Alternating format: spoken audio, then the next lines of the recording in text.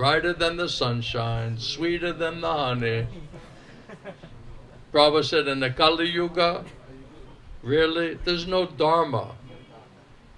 And there's no moksha. Nobody's interested in Dharma, nobody's interested in moksha. What to speak about bhakti? So what is left? What are the only other two goals, Purushartha, that's left? Get money, get sense gratification for yourself and your so-called loved ones. That's all that's going on this platform. And that's all that will keep us on that suffering platform. But if we don't feel the suffering, and we think it's fun getting money and enjoying sense gratification, then we haven't even really begun to understand the reality of this world, or how Maya is working, and what is the proper use of human form of life. We don't know anything spiritually. Does this make sense? Doesn't it sound so simple? Why is it so difficult? Because we're listening to mental speculation. Maya has us hooked in, addicted to the body and the mind. How am I feeling? How are my emotions? What is my plans? How can I get money? How can I enjoy materially? Right? That's all you can think about. That's all Maya will make you think about. Maya will never tell you to just surrender to Krishna, surrender to and serve in Guru Krishna samsara. So we have a hearing problem. Krishna says, hear from me. If you hear from me, by my mercy, you can overcome all your obstacles and suffering condition. If you cannot hear from me because of your false ego, low modes of nature, under this bodily conception of life, then you'll be forced to suffer. And whether we realize that or not is another question. But that's what it's designed to do. And if we're not getting the lesson, then the punishment has to be higher. And then we don't like that. Nobody wants to be punished, right? But if we don't adjust anything, then the punishment is the only mercy left to rectify our mentality and behavior. Prabhupada said you can learn by hearing from Krishna, Sadhu Guru Vaishnava, Guru Sadhu Shastra, or we can learn by a heavy stick. That's also mercy, but it's not smart. So Prabhupada said if you regularly, daily hear and chant about the truth, the absolute truth, that will purify you, elevate your consciousness, make us remember that you're a servant of Krishna and you're meant to serve in Guru Krishna samsara. Without hearing and chanting, in the right association, without proper and sufficient hearing, there is no purification of the consciousness, there is no remembrance of the soul platform, or that Sanatan Dharma, which is a bhakti, paramo purushartha, and instead just caught up in Atha Kama, making money, getting money, and just somehow or other trying to enjoy sense gratification on bodily platform with I, me, and mine. And this is a vicious cycle, life after life, until we finally figure that out. Now, how much suffering will be required? How many heavy lashes? How much misery? How much threefold misery? How much birth, death, disease, and old age? And still we're not catching it. And Prabhupada said we're not catching it because we're unfortunate, especially in the Kali Yuga, because we're so dull. We don't think we have a problem. We're thinking we're doing fine and reasonably enjoying. Of course, everyone says, if I just had a little more money, what's your real problem? If I just had a little more money. Right? Everybody's just a little bit short. Right? Even the millionaires and billionaires are saying, if I just had a little bit more money. Even they're not satisfied, right? Because unless we surrender to Krishna and Krishna is satisfied with us, there is no question of us being satisfied. That's why Prabhupada said everybody wants to be happy, but you don't know how to be happy. Who will deny they want to be peaceful, happy, and satisfied? And we're trying like anything to be peaceful, happy, and satisfied, right? But we're not. Prabhupada is saying you don't know how to do it. If you don't surrender to Krishna, Rama is a reservoir of all pleasure. Without surrendering to him and pleasing him, if he's pleased, the reservoir of all pleasure will give us peace and happiness and pleasure and satisfaction. So if we're not on that platform, it means we're doing something wrong. We've misunderstood something, or we're not executing scientifically. We're not convinced. We're not convincing Krishna. We're not so serious. We're not so sincere as we think we are.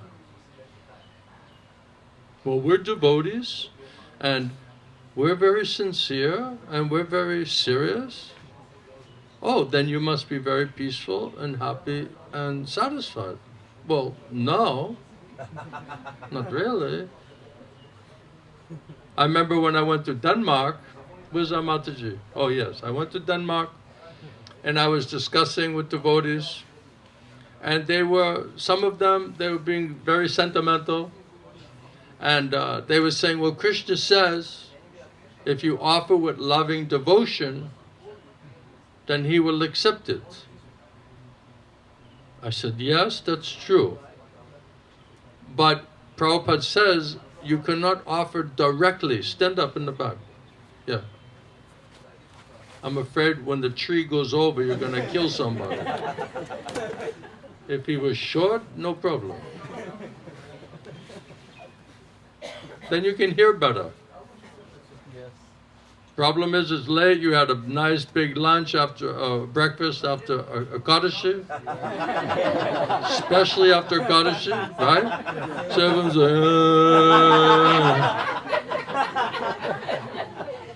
Prabhupada was saying it's supposed to be break fast, not break head.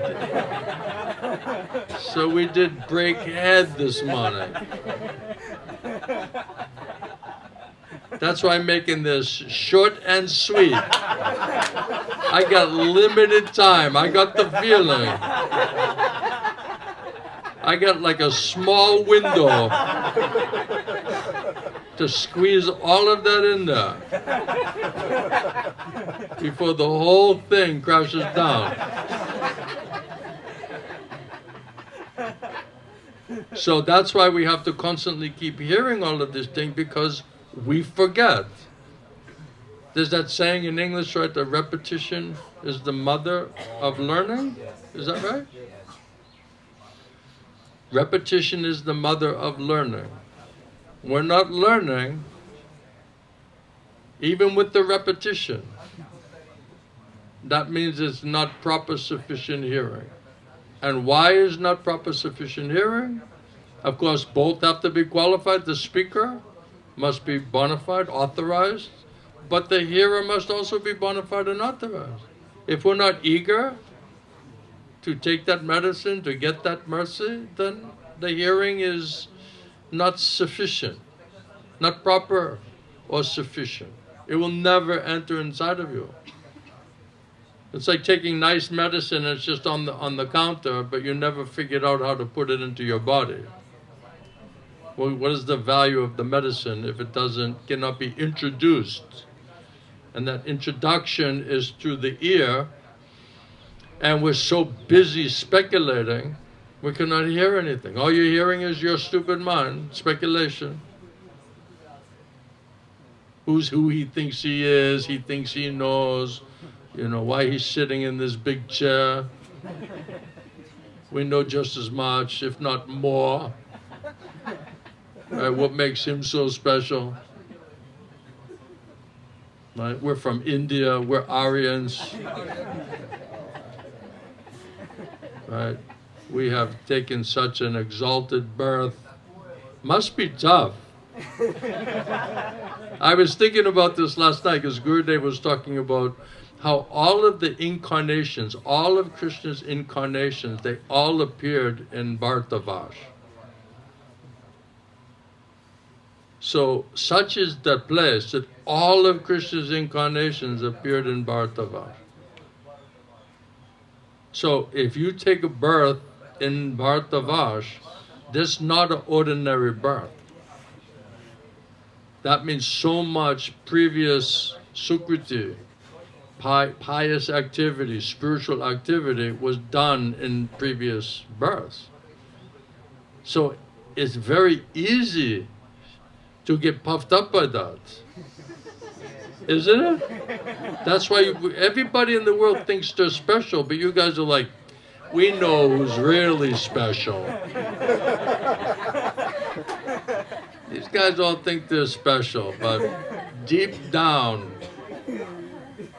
we know that tattva. So it must be very difficult to listen to some crazy guy from America talk about Paramapurushata. So I feel your pain. I understand the difficulty. But try to consider the information. Don't get so caught up with the body. Just listen to the message. If the message is true and it's eternal and it's absolute and it's authoritative and it's not speculative or manufactured, that's the problem. I said that's the problem with you Westerners, Americans, Europeans. You're thinking you're so smart, and because you have some money, you did some material advancement, so you become puffed up. And because of that, you think you're very intelligent. And because you're thinking you're very intelligent, then you're just prone to manufacturing, concocting, changing everything. And he said, this is the defect in this Western civilization. This knowledge is already perfect. Nothing has to be changed. It just has to be heard properly and sufficiently in order to understand everything. In order to understand Krishna means you'll understand everything in relationship to Krishna. So Gurudev was saying that this birth is such a rarely achieved birth, and especially in Bharatavash, in India, such a place. But that's why there's more also pressure on you, because you have such an opportunity. It says, for those who are given such an amazing opportunity, much is expected. So the more opportunity and mercy and blessing that you have, the more that you have to try to help other people. That's why Prabhupada understood, if we don't leave, Mahaprabhu said, if you don't leave India, you don't leave Bharatavash, how's the rest of the world going to get this information? So Prabhupada, towards the end of his life, he's going to America, and on the Jaladuta, he's praying to Krishna as he's going, having heart attacks. Just somehow Krishna's saving him. And then Prabhupada's thinking that this is meant for non-envious people who were interested in Paramapurushata, interested in the summum bonum and purpose of the human form of life. How are these people who in such tamagun and rajagun, who are thinking that they're completely enjoying their life? It's not just, oh, they're in tamagun and rajagun. No, they are thinking they are happy. They are enjoying their life. They're not thinking, how do I get moksha? So Prabhupada had this little doubt, praying to Krishna in his prayers. And then Krishna gave Prabhupada intelligence that and Prabhupada said, you're Yogeshwar, it's the name of Krishna, you're supreme mystic. You can do and undo anything. You used your Maya to put them in Maya. You can also tell your Maya to release them. That's up to you. So if the whole mission of the Lord is to go to reclaim and to save the fallen conditioned souls, then by His mercy, Prabhupada said, you can empower me. You can empower my words. You can empower my kirtan. And then if they can somehow hear that, and then you see such low consciousness, so heavy drug usage, so much pride, arrogance, all demoniac quality, material attachment, and still Prabhupada's potency. That's why Prabhupada said purity is the force. So because of Prabhupada's potency and because Krishna is riding on that sound vibration, then Krishna can penetrate any separated material energy. So that was able to penetrate through all of those gross and subtle coverings of the soul and be injected and wake up that soul to realize and to start to ask some of these questions related to absolute truth, related to Krishna consciousness. Then Prabhupada giving them so much prasadam, purifying their consciousness, just chanting Hare Krishna Mahamantra, telling about Krishna, taking prasadam, then slowly, gradually, then at least try to do what I'm doing. Don't change anything. Don't just do exactly what I'm doing, right? And now you see, how much are they changing everything? The books, the bridge preaching, psychology, yoga, like every other thing Prabhupada directly said don't do. They're dismissing it and doing anyway.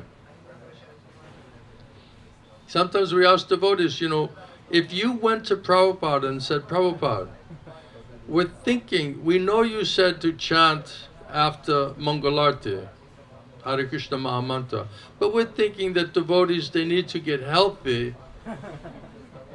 So instead of chanting after Mangalarti, we're all going to get in our bathing suits and have co-ed yoga classes together.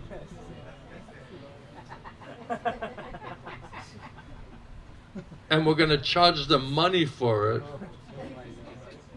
What do you think, Prabhupada? What do you think about that idea? Nobody even thinking. What would Prabhupada say? It's unbelievable. This is what Prabhupada said. You think you guys are so smart, you're so clever, but really the reality of the situation is they have no Shakti, no potency, no purity. So now you have to come with bridge preaching. You have to start compromising everything, isn't it? Why don't they just sit down in the park and chant with a little drum and some kartals and just speak about Krishna and give them prasadam?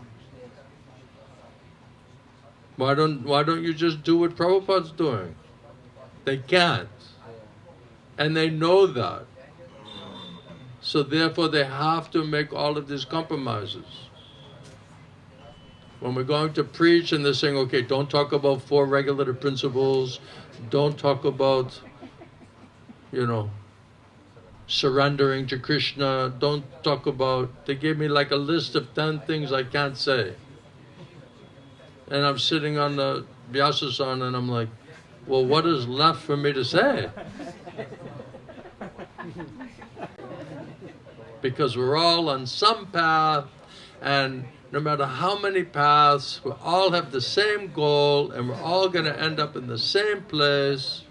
So it's all good. It's all good. It's all the same. When Prabhupada said this is an exacting science, don't change anything, did they hear that?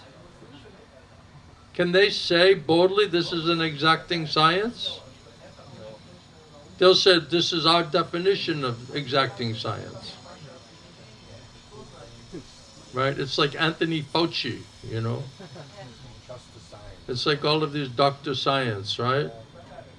They're literally going into the dictionary and changing the definition of words to fit their goal. And they're calling that science, exacting science. It's actually scientism.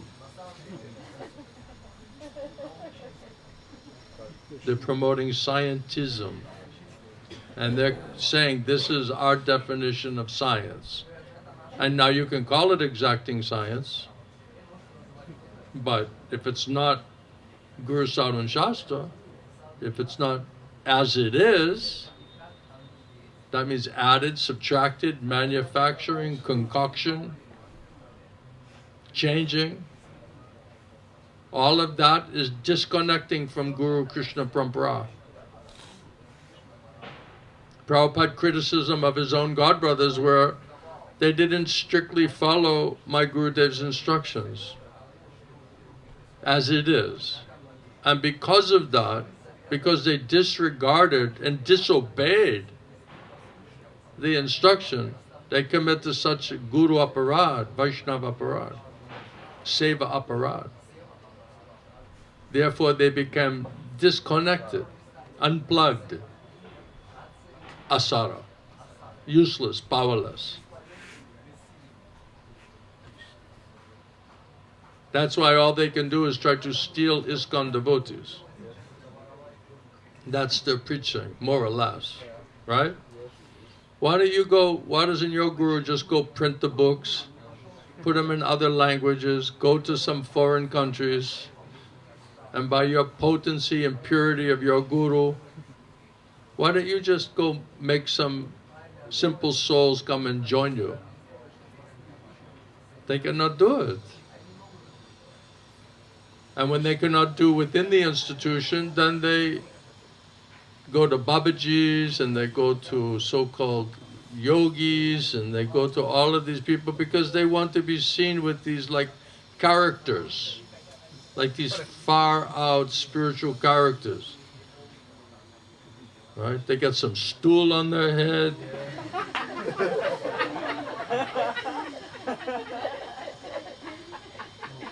Right? All kinds of markings and beads, and it's like, wow, that's sadhu, those are spiritual people. And all the foolish people are like, oh wow, my Guru Maharaj hangs around with some far out people, man. He must be, imagine the conversations they must be having.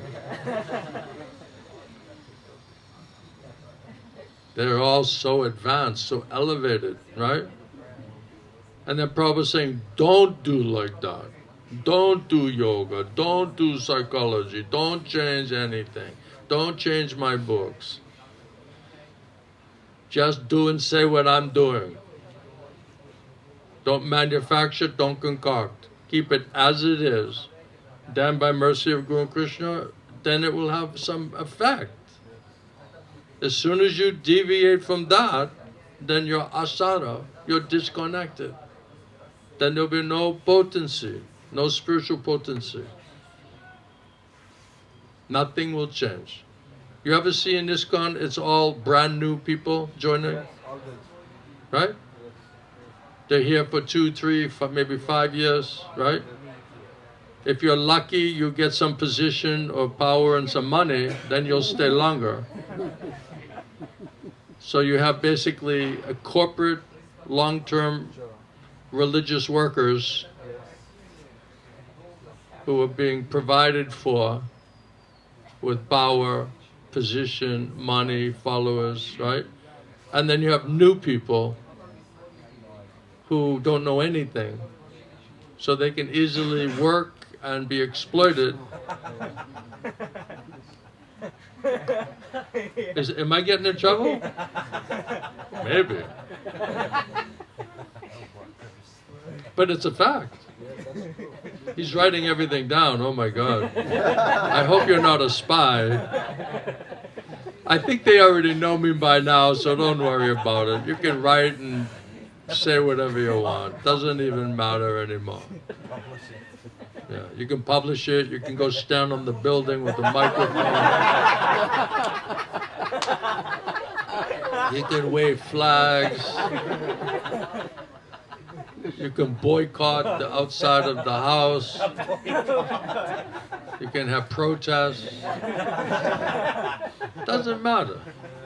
We just keep going on anyway.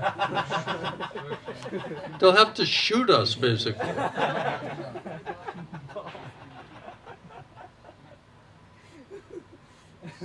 Mataji, are you saying hi to all the Matajis?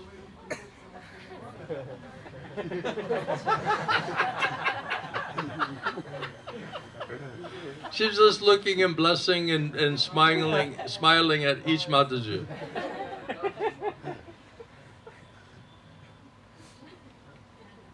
Yeah, go.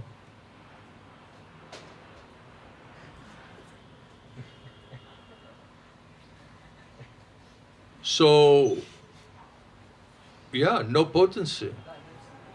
That means Krishna not coming. The only way anything works spiritually is if Krishna agrees to show up and bless us and cause us mercy on us. If we try to do it in the right way, in a pleasing way, for our own purification, to help other people to come to that conclusion, the right conclusion, if that's our motivation, it's blessed by Krishna and Krishna Parampara, then it will have effect and some potency. But if we're coming with all, material motivation and a bad consciousness, we're not serious, sincere hearers also, it will never work. Nothing will ever really change. We'll just be stuck. Do you feel stuck?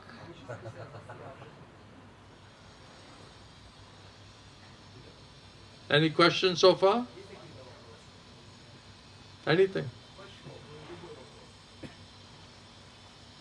No? You get it all figured out? This unpalatable truth. Where are you from? Denmark. Another Denmark. I found him yesterday. Oh, where'd you find him? In the tea shop. Oh, that reminds me, I was talking about Denmark.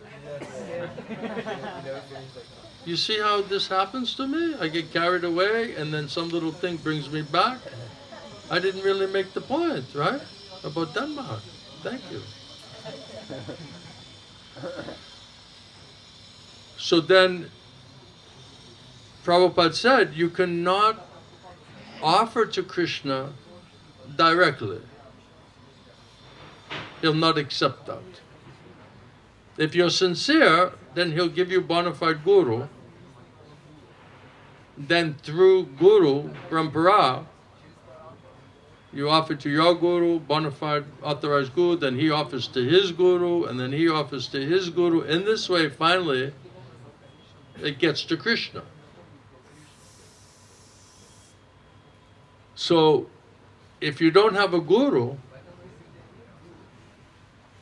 then how you can say you have loving devotion?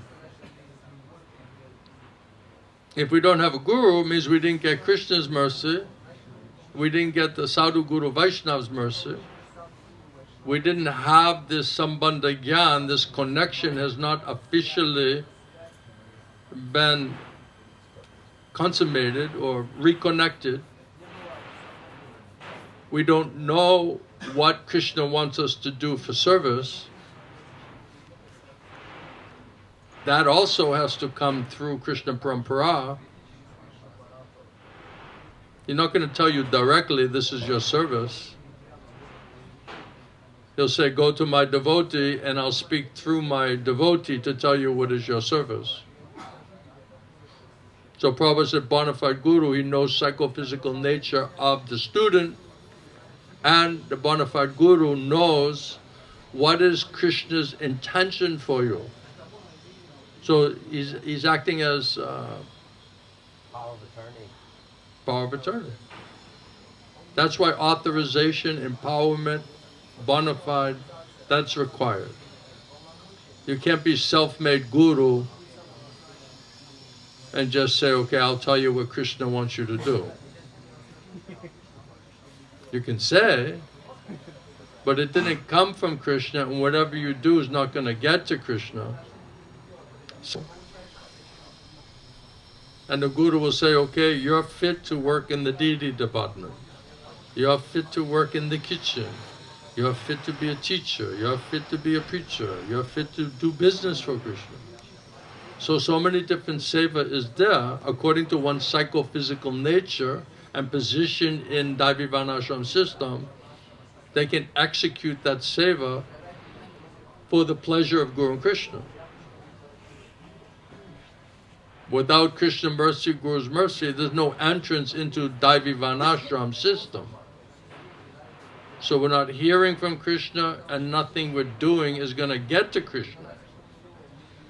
Now, of course, if someone is sincere and they wanted to get to Krishna, then Krishna will give them intelligence and understanding what's required for them, for us, to be able to get that seva to Krishna. So if we're sincere and we pray before the Lord, I want to surrender and serve you. We're trying to offer flowers, we're trying to offer our prayers to the Lord. He'll hear us, Master, in disciplic succession. Humble state of mind, render service. First service is to hear nicely from them, general and specific services and instructions. Then you have every right to ask questions, to get the clarification, to reconcile apparent contradictions, to destroy doubts, in order to understand absolute truth. So when I was explaining that we cannot just say, well, I offered with loving devotion, so of course Krishna accepted it. And they wanted to believe that. Because we all, as devotees, sometimes we think, I'm very sincere, I'm very serious, I offered with loving devotion. Of course, real loving devotion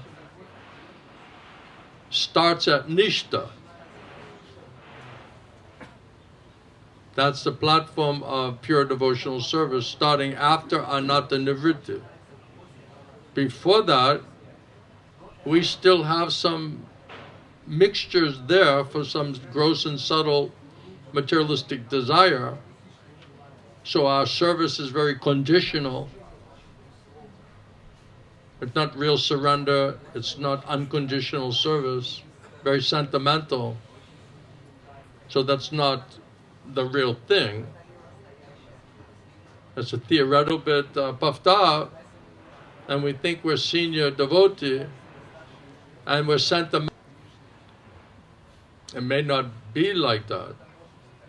But because we're blind, because of pride, and all of these different types of lust and greed for gross and subtle material sense gratification, we cannot see things as they really are. We're spiritually deaf, dumb, and blind. But our pride says we're advanced, our sentiment says it's loving devotion, and we're just assuming that then Krishna is automatically accepting it. So when I tried to break this down and analyze it from a Tattva Vichar point, that information, it's like inconvenient information. What's your problem? Too much breakfast, too much break head, or too much speculation? Or both? Sometimes you can fuel your mental speculation. If you're tired, it's sometimes you don't even have enough to speculate. It's like, just go to sleep. Right? If you fuel it, then you're like, oh, I got some energy. Now I can really speculate. Now I can do some thinking here. Now I have time to really figure it all out. Make a good long-term plan. Who cares about this week or 1 month or 1 year? Let's build this plan, say the next 40 years. Where am I going to be? Where am I going to be in 40 years? Of course, we're never speculating about, because we're not on soul topic. So it's all related to the body and the mind and bodily relations and material sense gratification and prestige. Yes. In India, really, I learned about this prestige thing. I didn't quite understand it till I came to India. Then I understood. You got such a birth. It's so easy to be puffed up. And I saw that here there's a competition for who's the most pious and religious. Isn't it?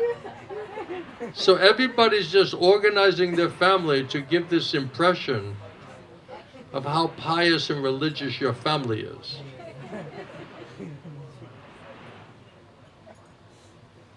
And then everyone goes to the temple, the church, all the kids, everybody miserable. Mostly. Maybe before, or some village or some simple place, maybe it's more natural, right? But because of materialism in the city and these so-called schools and colleges, everyone has been contaminated, completely materialistic minded. Everyone needs to be an engineer. The guy's a poet, and they said, you need to be an engineer, you know?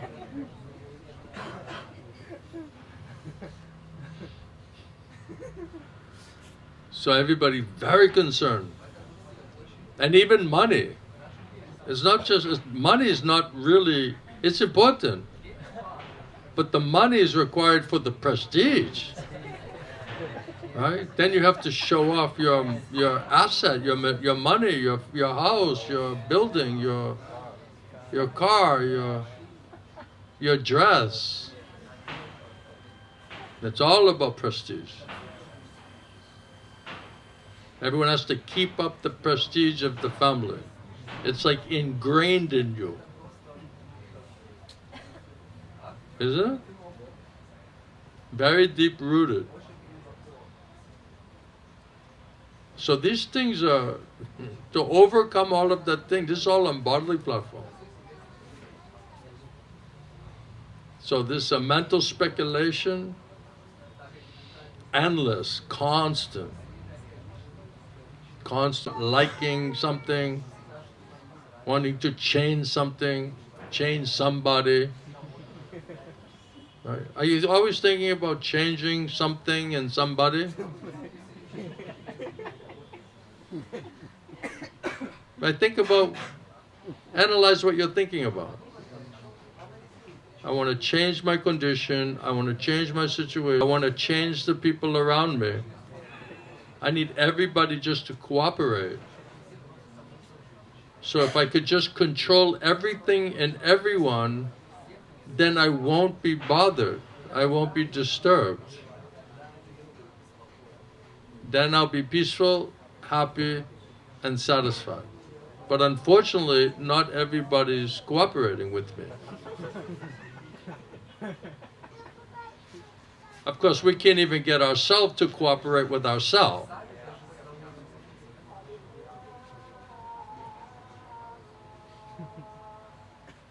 How are you today, my friend?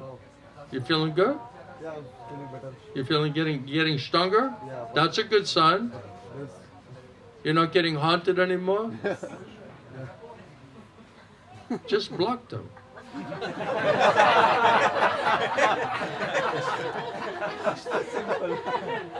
Just in the reply on the email, right? You just put in parentheses and says, officially blocked. But it's no longer only parents, now other relatives are also calling me. Government, And like he doesn't even do much for us, you know. And I'm like, why don't we just give them back, you know? Do we really want to deal with the police and the government and all these institutions and his crazed parents and family and friends and the governors of the state? And do we really need him?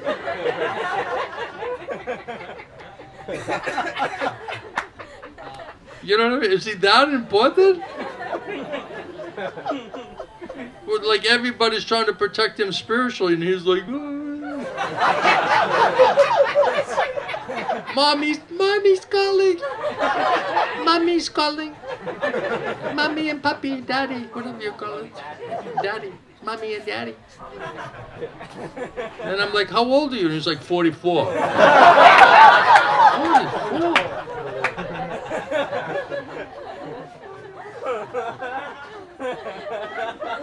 Mommy, Daddy? Are you talking like that about your mommy and daddy? Really? Maybe. Maybe I'm just antisocial.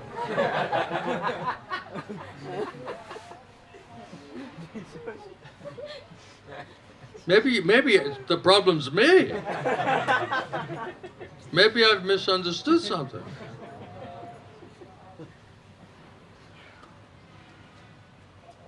And we said the other day, if they don't want to be devotee, they're against God, they're manifesting all demoniac qualities and desires, that means they're a demon. And it's very difficult to get your mind around the idea that your family members could be demons. I understand it, because our attachment is so deep-rooted. It's like this guy we're trying to tell about the Bandera, right? Killing millions of people and say, yeah, but he fed some poor people some food one time.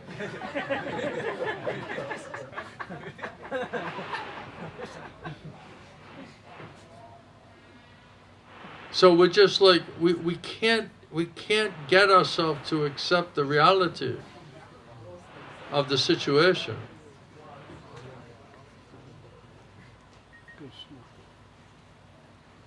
He thinks he's very important, all these people are looking for me, I'm loved. I'm loved.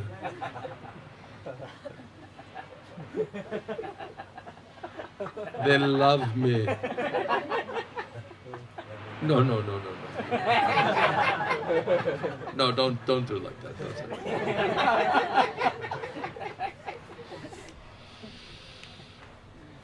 And then when they stop calling, then they'll be like, what's their problem? Why they're not calling me? Right? If you put blocked and send it back, right? Then you can expect the SWAT team to come in, rescue mission, pull you out, right? Or they just said, yeah, we didn't like him anyway, He was useless.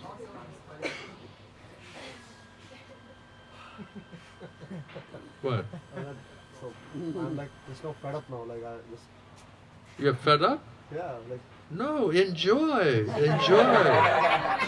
Family is meant for enjoyment.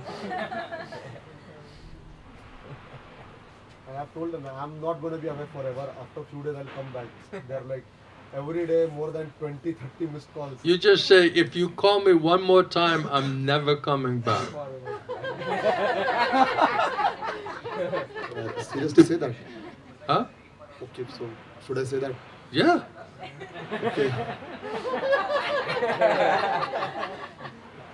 You just say, I'm asking you nicely to give me some time and space to work on my spiritual life, and you're not respecting that, you're not liking that.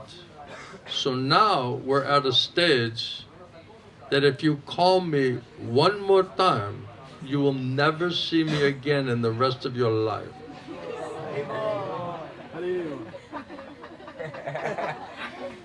Can you do it? Yes. Okay. And then they'll stop calling if you do it right. If you're like, I won't call you ever again.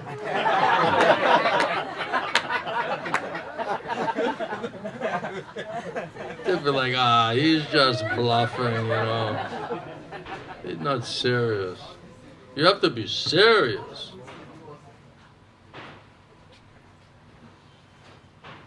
And then if they start calling again, you just don't even pick up the phone. Or you block it. Right? Then they'll be like, we better just stop our approach right now. Because we're aggravating him so badly, he may never come back. You got to put them into fear mode. If you're interested for spiritual life, this is what you have to do. You have to put them into fear mode that if they cross the line, they may never see you again. Then they'll stop. And you have to pass the test. Right? Then, now, it's up to you to set the conditions of that relationship. So if they agree to act in a particular way, then we'll have a relationship. I'll try to help you. You're not interested, not respecting those conditions, then I don't need that relationship. So that's up to you. If you want to have a relationship, I'll be happy. I'll try to help you as best that I can. But it's not on your conditions. Now I'm under Guru and Krishna control. It's what is their condition. That's why my Guru said, this is nice for a brand new person, right? Are you attached to your mother, father, a little bit? No? He's a Western guy, Look, Western has got a whole other bunch of problems, you know what I mean? Everybody's got problems. In India here, this is a big problem.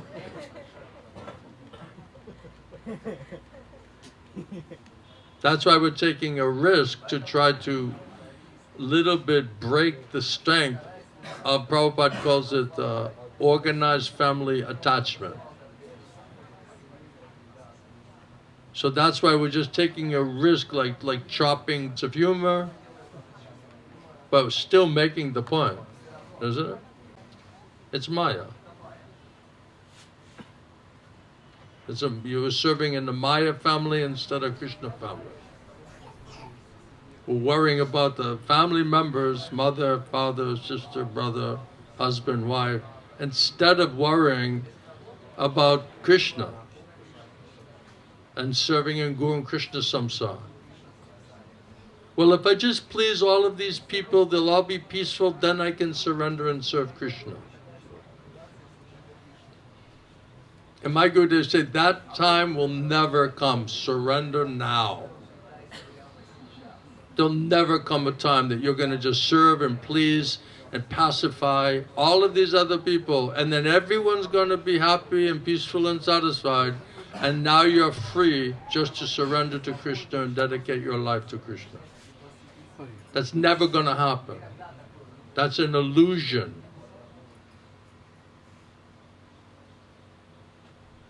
So we have to surrender immediately when we understand what is solution. If we don't save ourselves, we're not going to save anybody anyway. If we can't help ourselves, we cannot help anybody.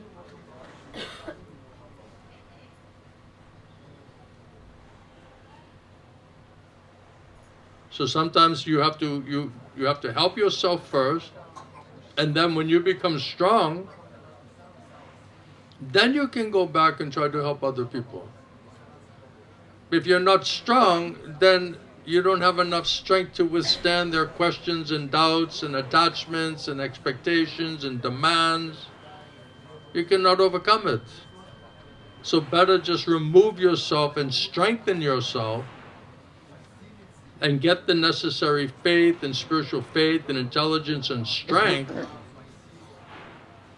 And when that is sufficient enough, then gradually you can try to have relationship and help family and friends in Krishna consciousness. We're either going to try to make them devotees and try to persuade them on our side, or they're going to try to persuade you on their side.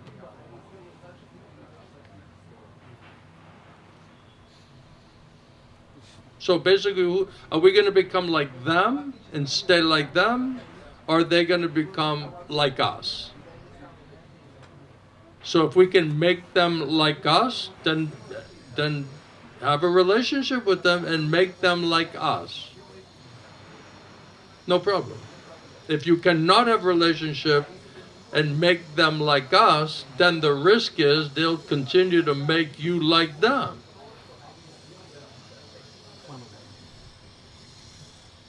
So it's either spiritual life or material life. It's either service to Krishna or service to Maya. You cannot do both. One is on soul platform, others on bodily platform. You cannot mix it up. You want relationship with them, make it on the soul platform. Try to save their soul. If we can't save our own soul, how are we going to save their soul? Well, I'm just trying to save your soul, but I don't realize that I'm a soul. It's nonsensical.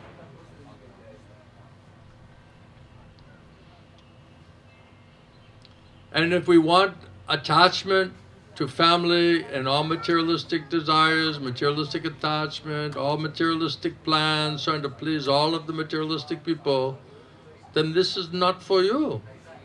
Go find some other guru. Go find some guru who will never talk about this.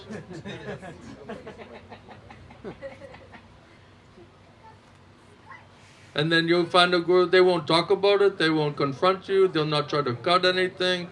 They'll just, yeah, you're happy, your family's happy, okay, very nice. They'll just keep you in your illusion. They'll keep you in the shackles of the family life. Because they won't want to risk it. Right? You start preaching like this, then you won't get your worship and your money. No pranam, no pranami, no pratishta. People will run away because they're too attached to their family. And the material desires, material attachments, material plan making, right? They're not serious spiritually. So we're cheating, you need a cheating guru that won't speak the truth to you. This is for serious people. It's not for everybody. We're not going to water it down just to somehow please everybody. If you don't like it, you don't have to stay here. Nobody forcing you to come and to stay here. These are our topics. If you understand why it's an important topic, then you'll come back. If this is inconvenient for you and disturbing to you, and you're not ready to actually be serious, to do what's required, then go find some other guru. There's a whole big building of them over there. Go guru shopping. Yeah, go guru shopping. Just find somebody that will tell you whatever you do with loving devotion, Krishna's automatically accepting it.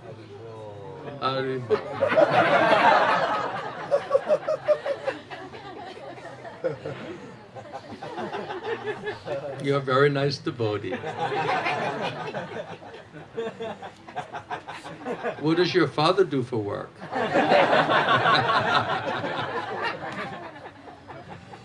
They take resumes now, right? They have like a checklist, like does your father make between this much money and this much money? Or this much money and this much money?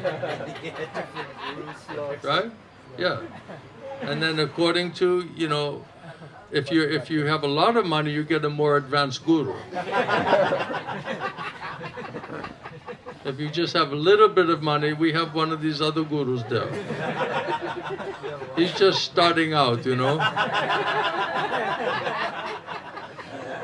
He's not ready for Dubai yet, you know.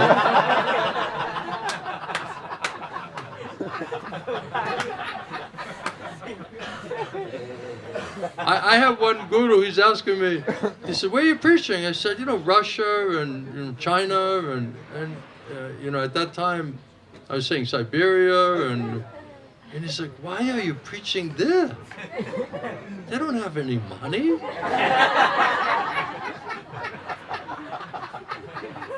Why would you preach in such a poor places, you know? Orissa, right? The poorest state in India. Why are you preaching there? Come to Bombay or Delhi or Golden Circle or Pune. Go where the money is, Baba.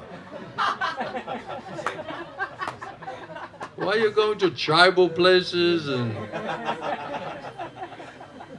Padayatra and they have no money. They have just rice and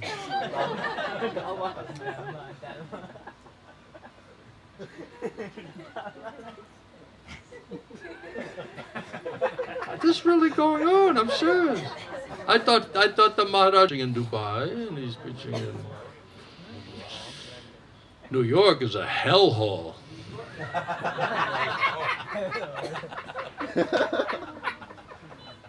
Oh, I'm sorry. It's from my swarup came out about New York. It's becoming like this.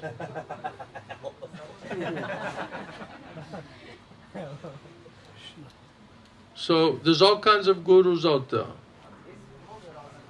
Right? We're trying to cut by this type of unpalatable, direct confrontation of what's blocking us and holding us back from really surrendering to Krishna and serving Krishna properly. These are all anartha, unwanted.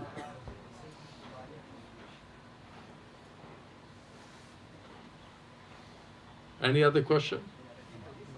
Yes.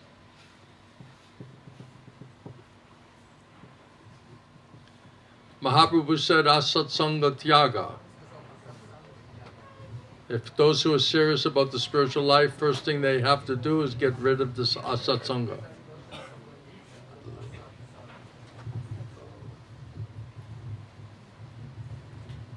If we're not ready to do like that, then are we as sincere and serious as we think we are? Are we really being honest? Yes, sir.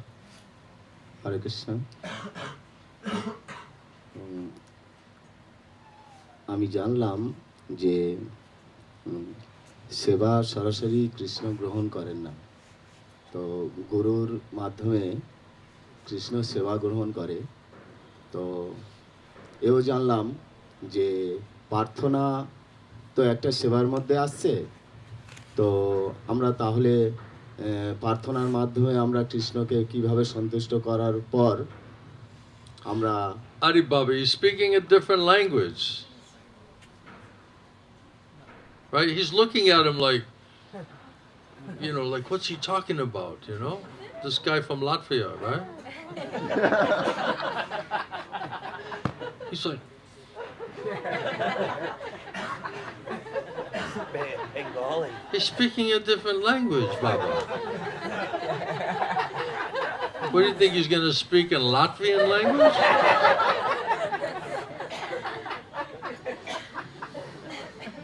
Is Latvian language, is it sweet? Is it nice?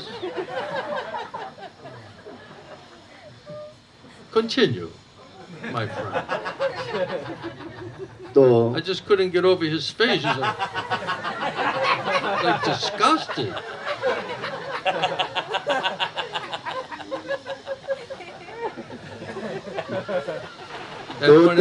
Everyone has to speak Latvian, then you think we're great? Of course, they're Russian anyway, but anyway, that's another story.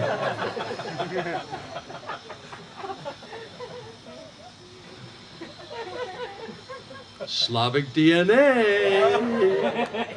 Yes, tell me. Hare Krishna Not So- you, yeah. 2-3 সাল পর দেখা যাচ্ছে ভক্ত গুরু গ্রহণের ইচ্ছা প্রকাশ করছে বা সে গুরু গ্রহণ করার পর তারপর সে কৃষ্ণ ভজন করছে, তাতে কি তার গুরু গ্রহণটা ঠিক হবে? আর হ্যাঁ, যে কৃষ্ণ সরাসরি সেবা গ্রহণ করেন জানলাম, কিন্তু প্রার্থনা করতেছে না, তাহলে Why don't you talk like that guy? He's like a bumblebee, you know?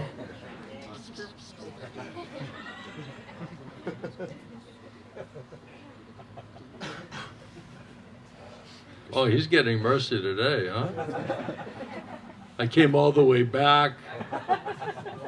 Now I'm being disrespected.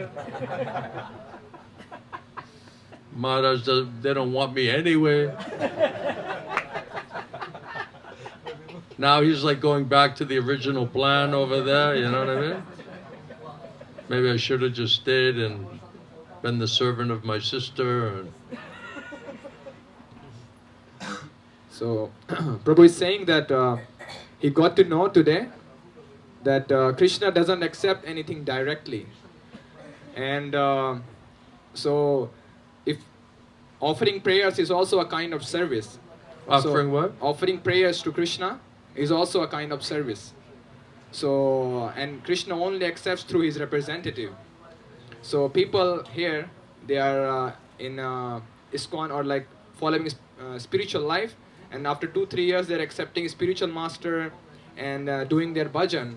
So whatever is they are doing, is it been accepted by Krishna or not? No.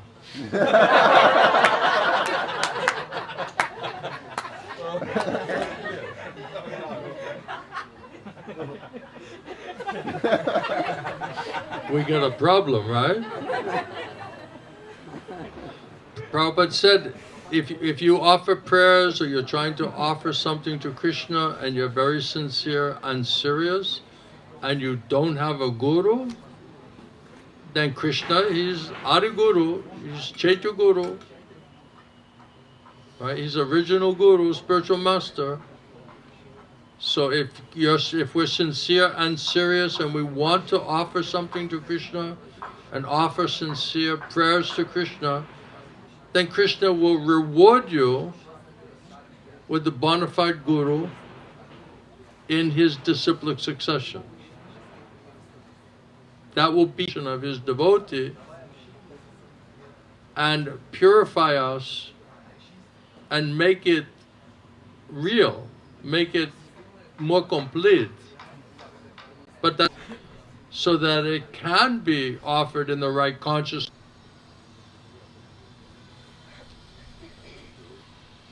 Krishna, the mercy of the Guru, and we should see by the effects of that hearing and chanting and devotional service, so therefore you judge by the results. So if we judge like that, so the Guru has to be bona fide and authorized, we also have to be bona fide authorized disciple or hearer. Now if it's not working, then one or the other or both are not bona fide or qualified.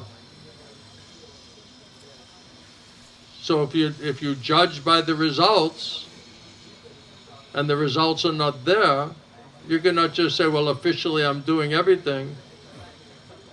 So of course Krishna is accepting it, but if he's accepting it, then why we cannot perceive the results? That means something. The lack of results is telling that Krishna is not reciprocating. So then what is that problem? Then we have to understand, okay, did Krishna make this arrangement to meet this guru? Did Krishna give me intelligence and faith to understand that this is his true bona fide representative? And then if it is, and he is, well then how niskapata seva, how nicely am I serving without duplicity, general? So if I can say, yes, Krishna dictated to me, gave me intelligence and faith to understand that my Gurudev is in Krishna disciplic succession, Krishna dictated, gave intelligence, faith, confirmation, side is correct, according to Guru Sadhana Shastra, and according to that is not allowing me to get the results that I should be getting or should be expecting to get. That means that there's some type of gross or subtle disqualification with the quality and the quantity of the execution of those instructions to the spiritual master. So if you're sincere and serious and wants to surrender, wants to serve me, wants to know clearly from me what I want him to do to serve me, Krishna will know it, and Krishna will make an arrangement to meet bona fide Guru, pure via medium of Krishna, to give us those instructions. When you hear those instructions from Krishna through the Guru, then you can put unflinching faith in those instructions that it came from Krishna and delivered through the Guru. Then make it your life and your soul,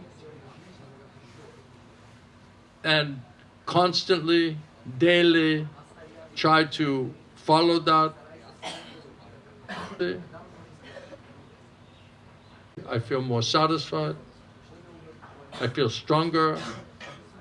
You can understand you got mercy. If all those results are not manifesting, that means we're misunderstanding and misexecuting something. And then how eager, greedy are we to understand exactly what it is, and how eager and greedy are we to try to rectify it? Krishna will be the witness and the judge of that. And then Krishna said, then I'll reciprocate with you accordingly. Then we'll just continue that. If we're not happy with it, we want to improve that result, improve that condition. But because of our stubbornness and this Kali Yuga no qualification syndrome, we're lazy, misguided, misunderstanding, speculating, unlucky, short life, always disturbed, always bothered and disturbed. That's all Kali Yuga, body and consciousness.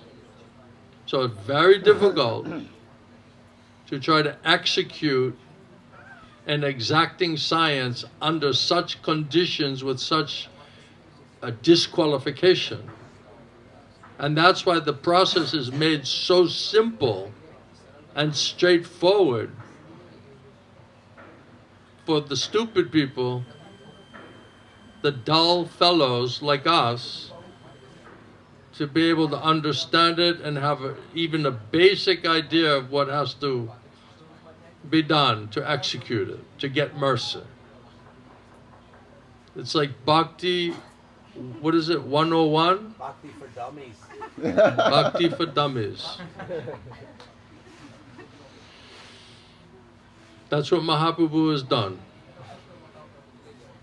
He's simplified it, modified it, empowered himself through the chanting of the holy name and hearing Hari Katha, Krishna Katha, Just come, sit, hear, chant Hare Krishna, take prasadam. And even that we can't do. Well, I'm so confused, I'm so perplexed, I don't know what to do. What is difficult? Find a nice, sincere devotees, dedicate yourself to hearing and chanting in that association.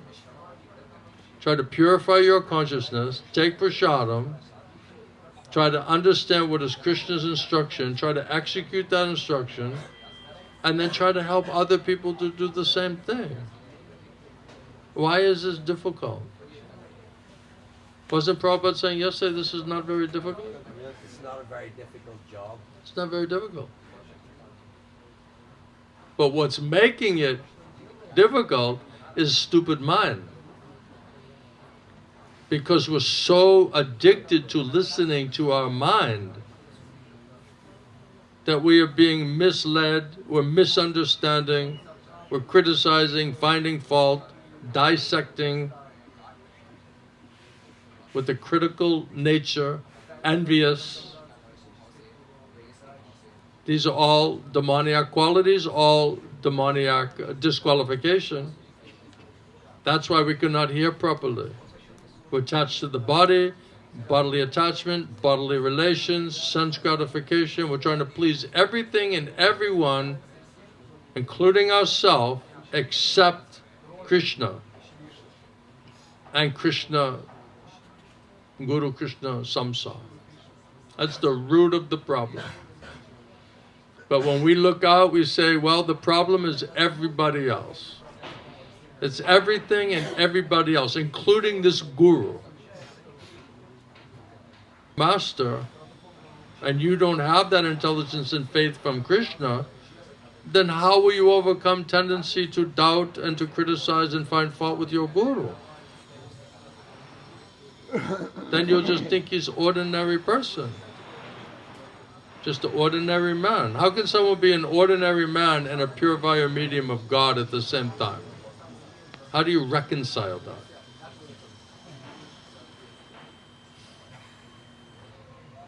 It's impossible.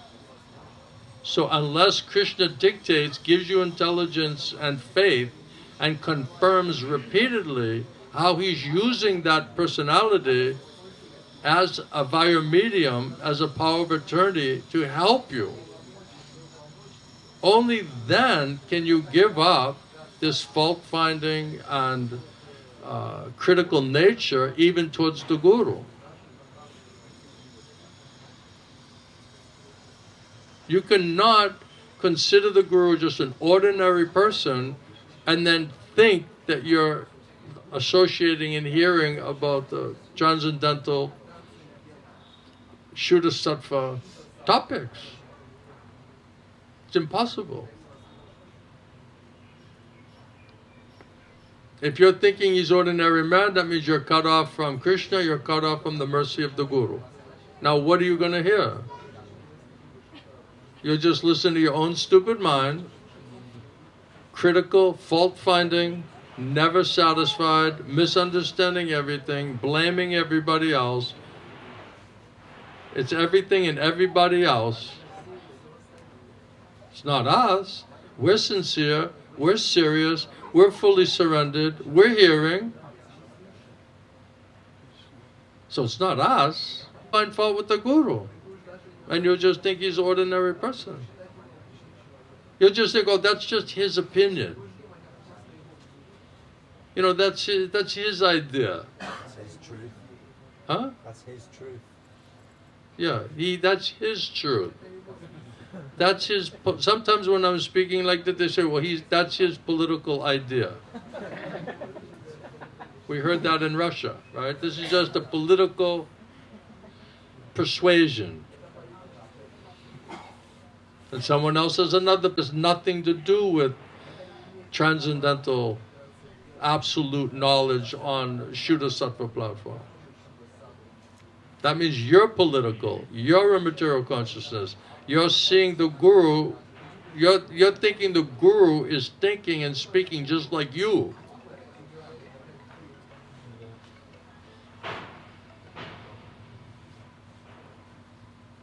Well, if I was in his position, I would be puffed up, I would be motivated, I would be, right?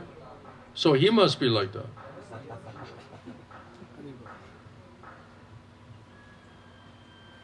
I want to be a guru, I want to be respected, I want to be seen as a senior devotee.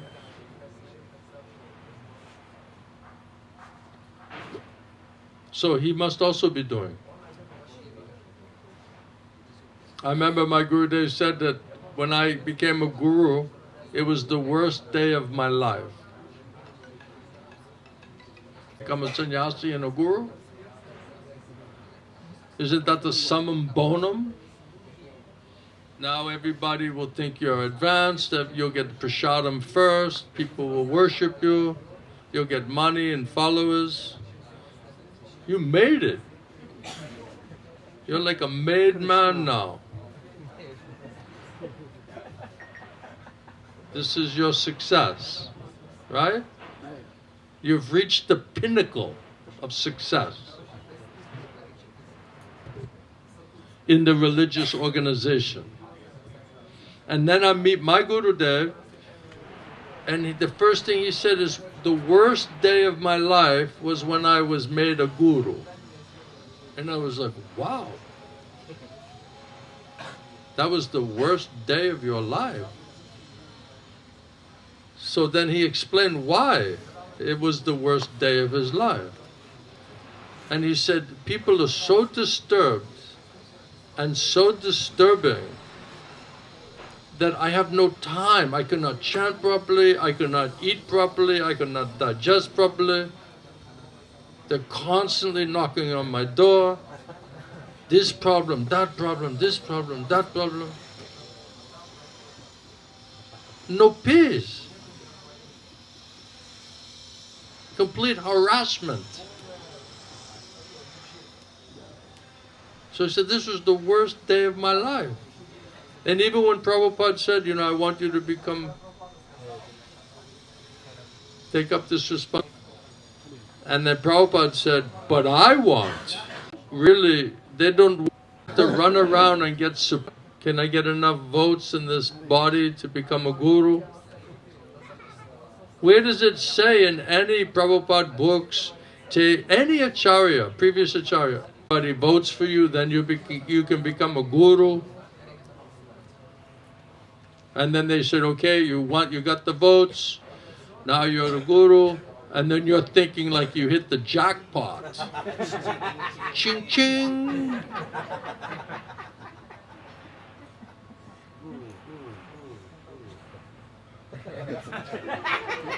He's giving me the play-by-play. And then everyone's going, oh. But Prabhupada wanted. It's thankless task. Because everyone has their mind, their speculation, fault-finding mentality, so much misunderstanding, misconception, so critical, argumentative, not accepting, not humble, challenging, criticizing, finding fault, disagreeing, everybody material attachment, everybody material desires, them representing their family members, and why it should all be all right. That's what the guru is up against. And then he's trying to chop and cut and somehow or other trying to disconnect you from all of that. And it doesn't feel good. It's unpalatable. We're too much attached. We don't really want to cooperate. So it's a horrible situation. Bhaktisiddhanta Saraswati Thakur said, if I could make one pure devotee, I'll consider my guruship a success. So here is a ray of Vishnu, Nitya Siddha, Radhapriya Sakhi, Mahabhagata, Premi Bhakta, descending here on this platform and questioning can I even make one real disciple?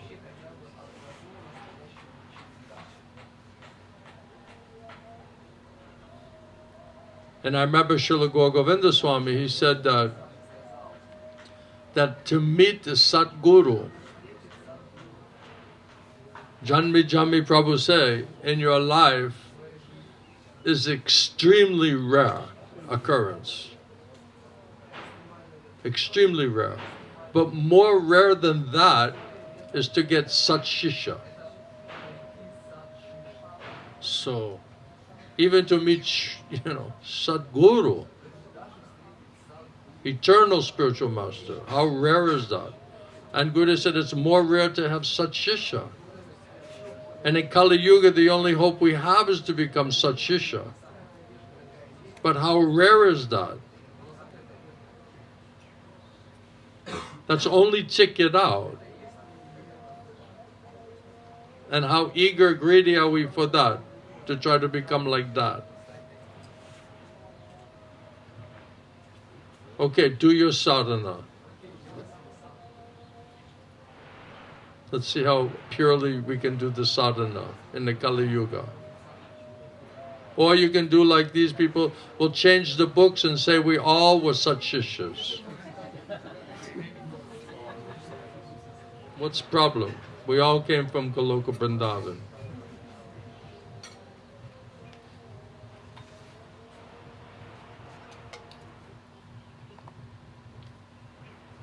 So if you say that all the gurus came from Goloka Vrindavan as well, right? So then, if we all came from Goloka Vrindavan, then why you need a guru? Why you need these people? Thank you. Right? You're also from Goloka Vrindavan. Crazy guy.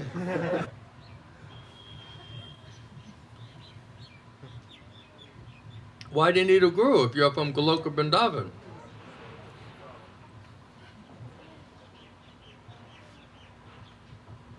Were you already doing Raganuga?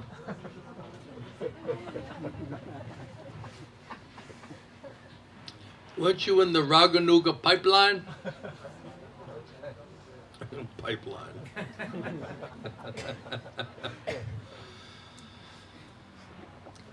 They have no tattva. If you don't know the tattva, how do you know what does exacting science mean?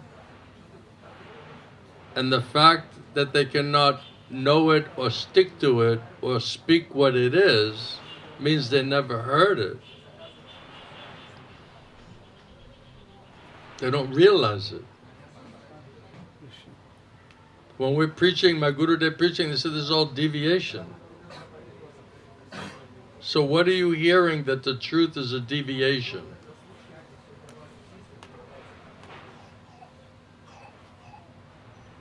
And they don't see it, it's right in Prabhupada's books and teachings. Why they're not speaking about it? Why they're not preaching about it? Well, he's nice, he chants nice. He's skinny, he's got a lot of money. He has a lot of zones. Maybe I can go to America, or maybe not now.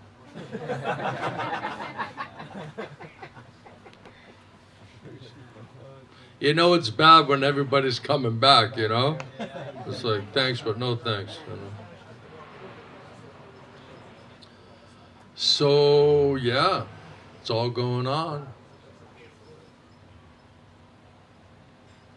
And then you ask everybody, Prabhupada says that the Super Soul will dictate to you who is your guru. Right? So where's the training in ISKCON that you need to get purified enough that Krishna, the Paramatma Super Soul, dictates to you who is your guru. So Chaitya Guru, Antaryami, Super Soul, Paramatma, did he dictate to you who is your guru? Or did everybody in the temple said, oh, this is the guru in this temple?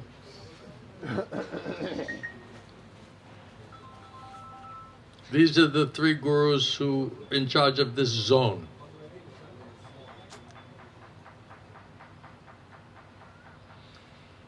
Well, this person was nice to me, so he must be my guru.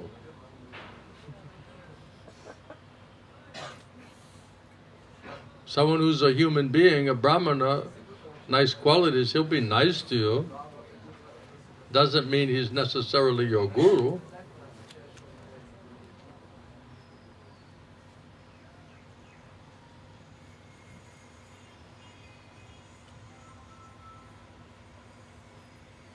How did we get on this topic?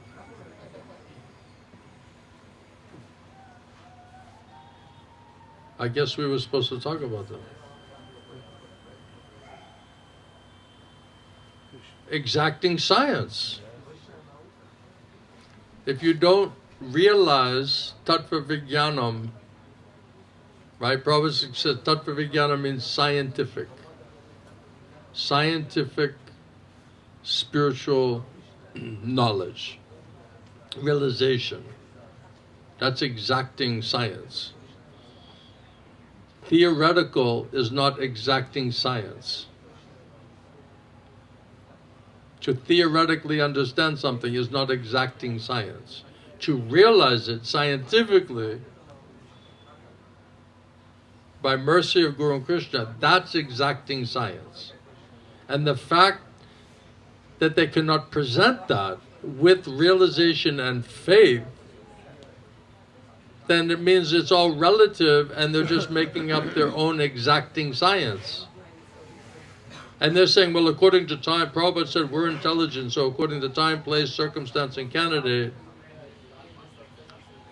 that has to be adjusted. So exacting science has to be adjusted.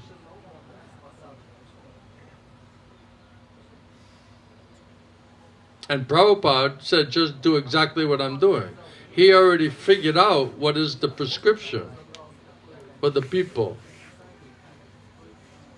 especially in Western countries. He already figured out what is the exacting science. It just has to be understood, executed with intelligence.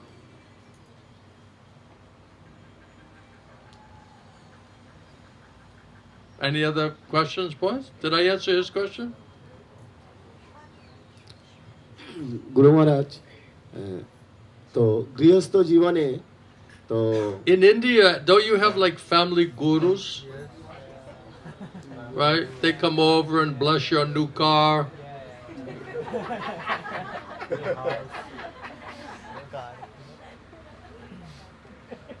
Bless the baby, bless the new car, bless the house. Get rid of some bhutas. Right? Wave a little incense around, collect some money, right? Like a family guru. So if you offer with love and devotion, is that guru going to make sure it gets to Krishna?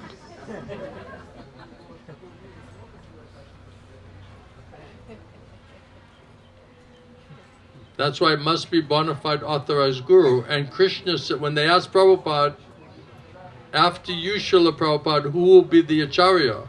Who will be the next spiritual leader in ISKCON?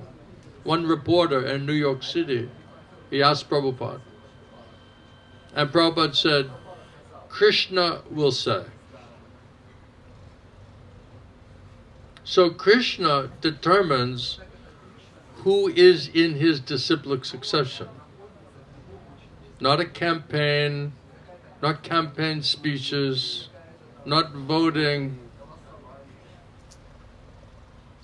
Krishna will say. Prabhupada said, if you want to understand who's bona fide authorized guru in disciplic succession, find out from previous acharya in disciplic succession who he ordered and instructed to become guru. That's exacting science.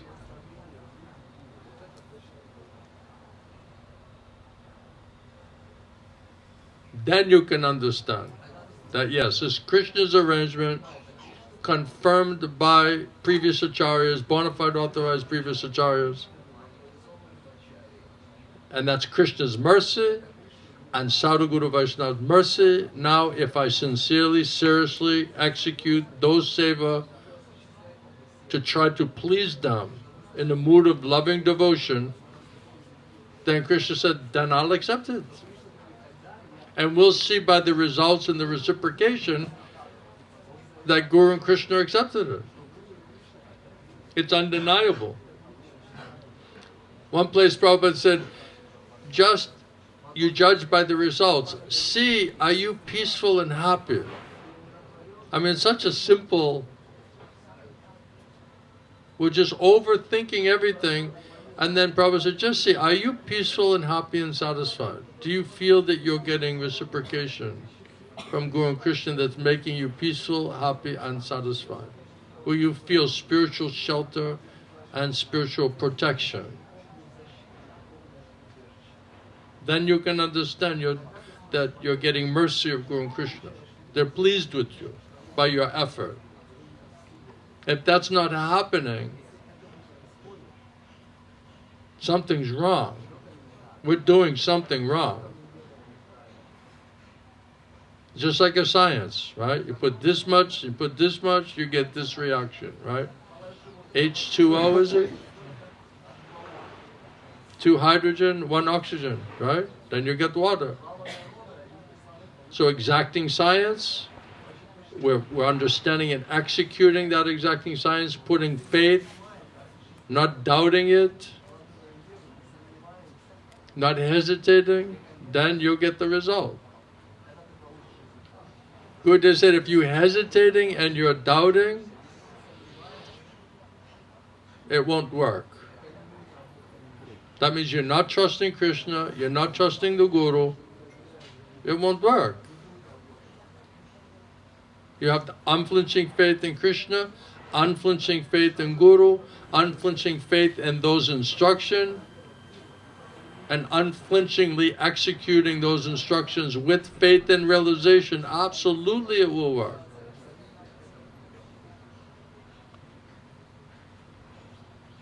That's exacting science.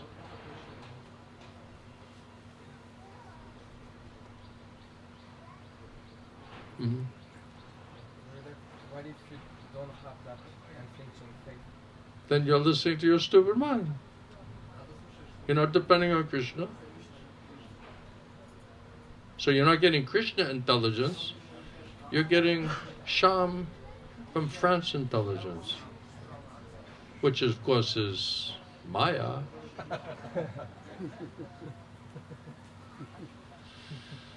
See by the result.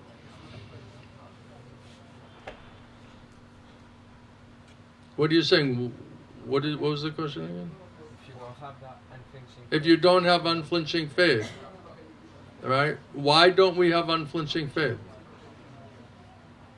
Ultimately, it means that Krishna, mercy of Guru and Krishna, we've not received it.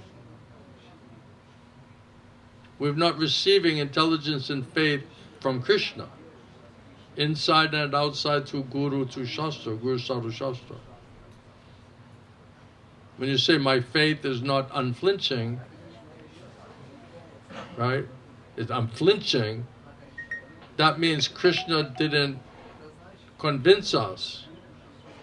Not sufficient mercy of Guru and Krishna, and also that it's process of purification. So until you get freed also from anartha nivriti stage, then there's going to be this type of stupidity offered up in the mind, senses, because of this past conditioning and habits. So this thing is distracting. Mostly if you just dedicate to right association, proper hearing and chanting in that association, automatically you can keep it up. This unflinching faith. When we have a lack of a proper association, not sufficient proper hearing, too much asatsanga, too much material contamination, too much material influence in the intelligence, mind and senses, then this creating some doubt, some hesitancy. Means not enough medicine. Not sufficient proper medicine. Hari katha, Krishna Nam. Too much asatsanga, too much materialistic sound vibration. So that puts us on bodily platform. We forget that we're eternal servant of Guru and Krishna. So that is the end result of asatsanga. That's why it's so dangerous. If we're forced to come, and we're fortunate enough to come regularly for hearing and chanting to purify our consciousness and to remember who really are we, we'll remember what is most important thing. That's why without association, without proper and sufficient hearing and chanting in that association, there's no chance to remember on spiritual platform. All you'll know is your body and your mind and bodily mind of your friends and your family members. That's all you'll think about, that's all you'll be able to see and perceive. Nothing on soul transcendental platform. Right? So if we see, oh, I'm not unflinching, I'm flinching, I'm hesitating, that means we're listening too much to the mind. Too much distracted by that. So go in Harinam, distribute books, take shelter of your seva. Talk seriously about these topics on transcendental platform.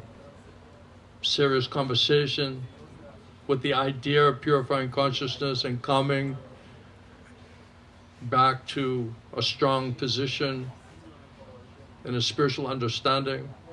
Protect yourself in that association and by knowing how to get mercy from Guru and Krishna by executing the services that they gave you. So just try to rededicate yourself, make those instructions, take it more seriously, and consciously do for own purification, for the pleasure of Guru and Krishna, because we need their mercy. If you try, it says you take one step towards Krishna, he'll take 10 steps towards you. Just some sincere, serious effort. And Krishna is the witness and judge of that. If it is sincere and serious, God helps those who help themselves. So we have to do something. Gurudev said, not you just sit in some chair and say, oh Krishna, oh Kripa Sindhu, oh Gurudev, Kripa Koro, Kripa Koro. I need mercy, give me mercy. No, you have to do something. So we have to remember, oh, this is my instruction. This is how I can please my spiritual master. This is how I can please Krishna. This is how I can get their mercy. Let me sincerely, seriously try my best to execute those instructions. And as soon as you seriously do that, immediately you'll feel relief. Immediately you'll get reciprocation and encouragement that you're heading in the right direction. Just keep it up. And associate with devotees who are thinking and doing like this, so that we'll be reminded. Otherwise, just lost in our own mind, bothered, disturbed. What about this? What about that? Endlessly. You have to drown it out with absolute knowledge. And by Krishna's mercy, everything else can be worked out. Krishna can do and undo anything, everything. We cannot do. Krishna can do. So take shelter of Krishna and Krishna will handle his side. It's not our lookout. This problem, this devotee, that devotee, they're behaving like this, they're doing like this. That's not our lookout.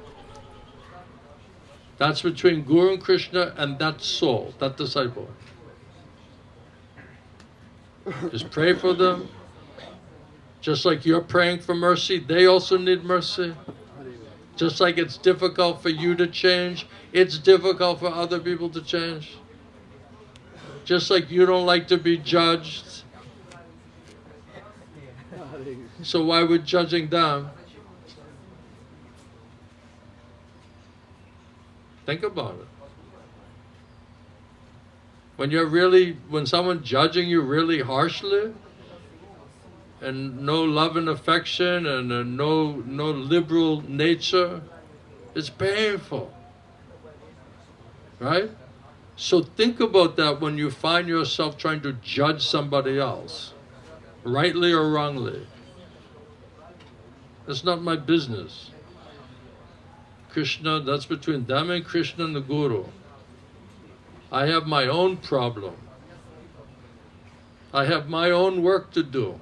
I cannot worry about anybody else. By Guru and Krishna's mercy, they'll get mercy and help. Just worrying about it and criticizing it and judging it, what good comes out of that? What value comes out of that? You can't fix anything, right? So it's a waste of time. I remember one time I heard where Prabhupada said, everything in the material world is faulty. So basically, wherever you look in this world, everything is faulty. So if you spend every second of your life looking for every fault in this world, you will die first. Right? So it's not a big deal that there's faults in this world. It's expected. It's the prison house. It's the hospital. It's like going in the hospital and going room to room and saying, "Oh, you're sick. You're sick." Yeah, that's why I'm in the hospital.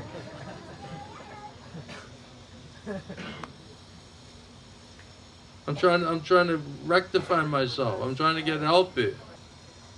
Some heal quicker than... Whenever you say, I'm bothered by this, you should just say, I'm bothered by my stupid mentality. That I miss... If you can't do that, then let someone else do that. Let the Guru do that. My Gurudev used to say, if you want to help somebody, you want to say something to them, you should first find out, if I say this thing, will this person nicely take it? Will they appreciate it? It might even be unpalatable. But will they take it and take it to heart and mind? Then say. If they're not going to take it properly and they won't execute it as you think they should, then why say anything? You can try to humbly say, but if they're not into it or open to it or never asked you, sometimes they'll say, I didn't ask you. Thank you for your advice, but I never asked you. But I'll remember in the future, I'll let you know when I'm ready for your advice. Okay, so pray for them. Or find someone else who can persuade them.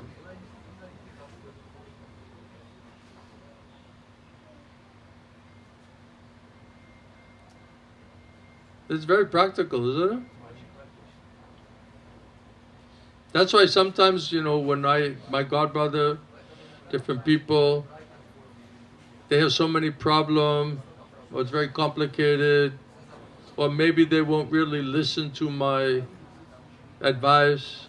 I just say, just go to Gurudev. Only Gurudev can help you. Right? And then if Gurudev helps you, that person will say, thank you for telling me I should go to Gurudev. That was good advice you gave me.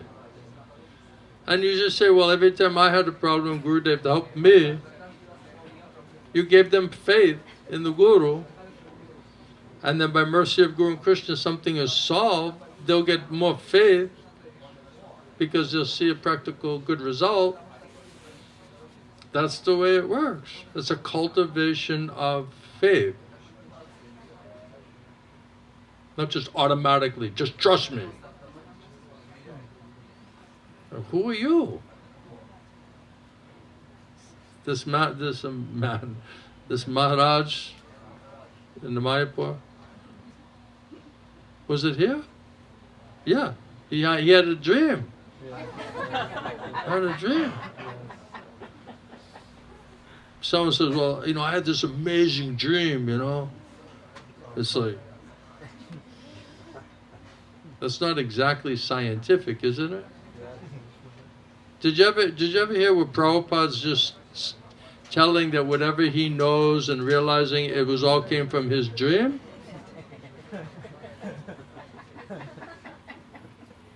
Does any previous acharyas preaching like this? Huh?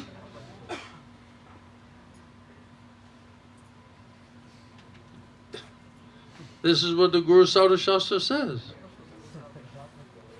This is what I heard. That's what it says. Those are the authorities that are saying like that. Nobody cares about your dream. The people are trying to say the dreams are their authorization.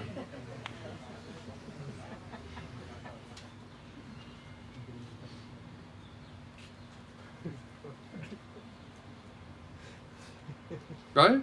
Then everybody can just say, well, I had a dream. Krishna came in my dream last night. He said I should be a guru. He said I should be a pure value medium of Krishna. And what are you going to say, It's like, well, that's his dream. He's saying it is dream parampara. Yeah, it's part of the dream parampara. And then his preaching will keep you in your dream. And everyone will be in a nice illusion. And everybody can think that they're bona fide and authorized. And offering everything with loving devotion. And Krishna's accepting everything. What an amazing world we're living in. We're in the Maya's metaverse of devotion.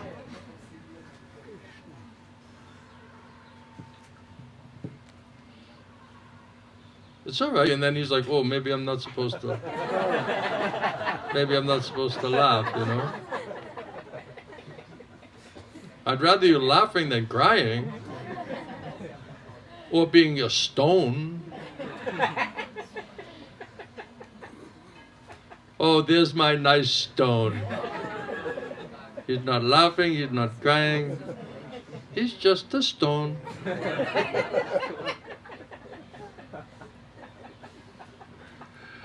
So, Misha, tell me, what's your point or question? I know you raised your hand earlier. I just remembered. And then I won't take more of your time.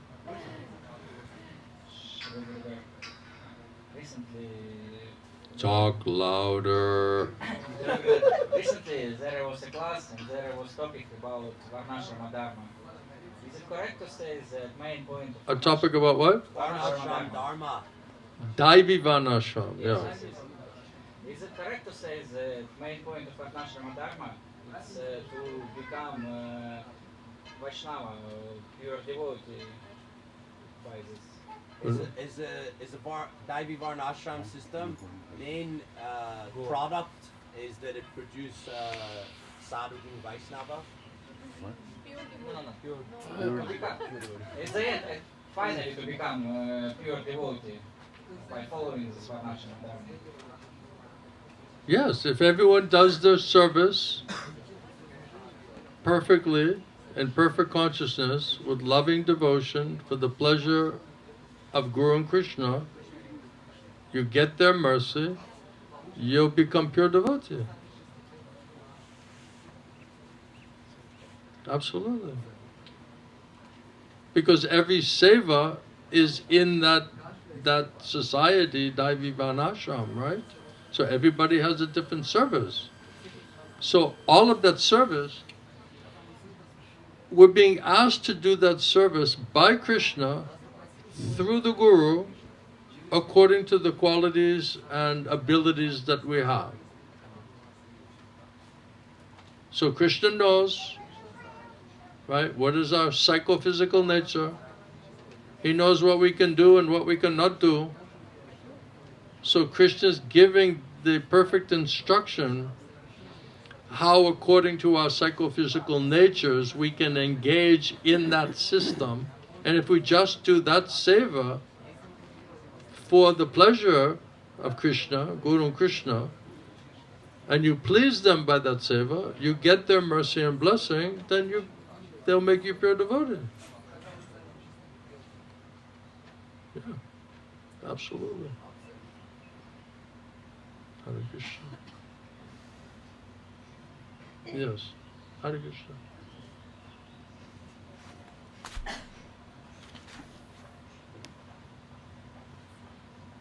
Hare Krishna. Hi, Bo. I have my list ready and ready to crawl out in a moment after your yeses and nos. A list? No, and that's 6, only 3 questions. Let's do one at a time. We'll see how far we can go. Alright, 2 of them are in, just about what you were telling me last time.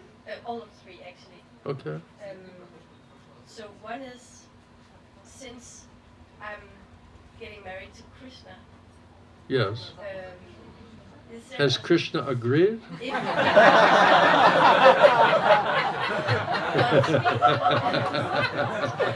do you suggest any kind of that I do an internal ceremony or something, or maybe think a little about it tonight when there's gonna be this beautiful ceremony, or just that? You want a ceremony? Yes. No, not necessarily. I was just curious. Just something simple, sir. Like, say a little If prayer. one offers me with love and devotion a leaf, a fruit, a flower, water, I will accept it.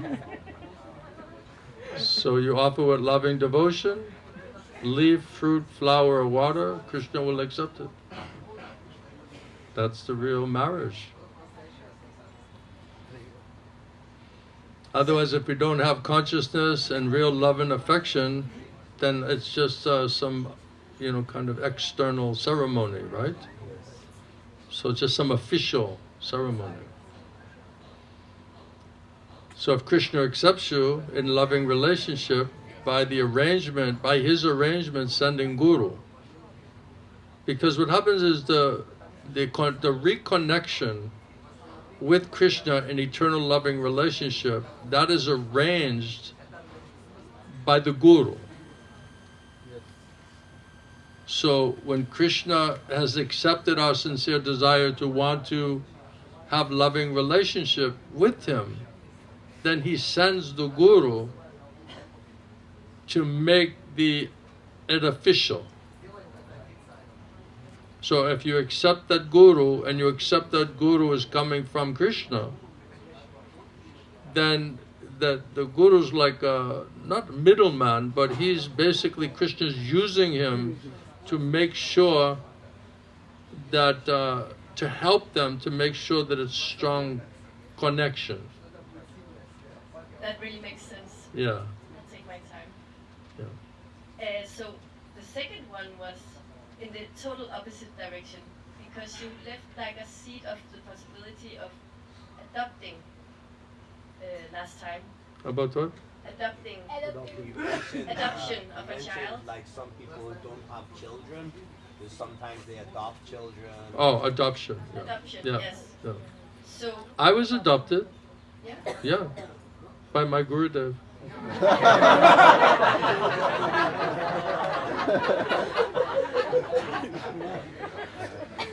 I was like one of those dogs, like in the cage, And then Gurudev said, "All right, I'll take this one, Then he took me back to Bhubaneswar. So at my age, would it be wrong if I actually went into a family where it was. If what? I'm sorry. At my age, would it be wrong, or could it be possible to actually enter a family or create a family if it was through adoption? You have been accepted in our family, so you've adopted all of these people. Exactly. So the whole family has adopted you, and you have adopted them. So it's most wonderful because you just immediately have a family. And they're all like-minded, and they're all trying for the same goal, and we're all cultivating the same spiritual relationship. So we have a lot in common, isn't it? So you have a lot of new relationships, and you have to find which of those relationships is most beneficial to you and helpful to you. You know, it's like when you have like brothers and sisters, you know, you love everybody, but you don't really get along with all of them exactly perfectly the same.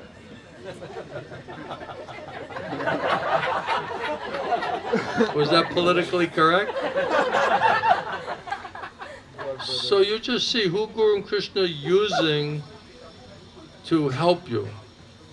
So who is repeating with faith and realization what the Guru is telling.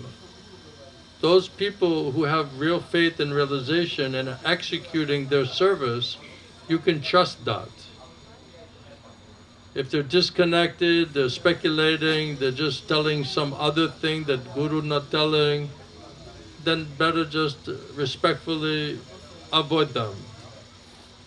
Because they're just also in the process, but temporarily bewildered. That came out kind of rough, right? But true. So just find who can really remind you of the instructions you heard from the spiritual master. So I couldn't find anybody who was speaking in a way to remind me of what I heard from my spiritual master. So I just started to speak what I heard from my spiritual master, because that's what I need to hear. And that's also what everybody needs to hear.